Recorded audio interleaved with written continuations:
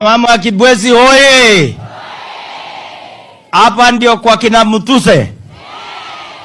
Hapa ndipo amesaliwa. Wacha niulize swali, yeye mnampenda mpendi yeye? Mutuse anatosha atoshi? Nyinyi ndio mmemzaa.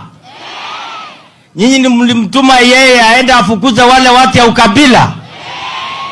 Si yeye ameandikisha rekodi katika Kenya?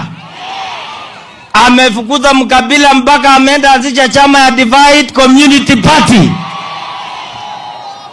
Wewe kijana Mutuse, niseme kwamba ni kiongozi ambaye atakuja kutawala Kenya na siku moja. Nyinyi watu ya Kibwezi hamukupatisha. Asemaye kesho ni muongo. Leo ni tume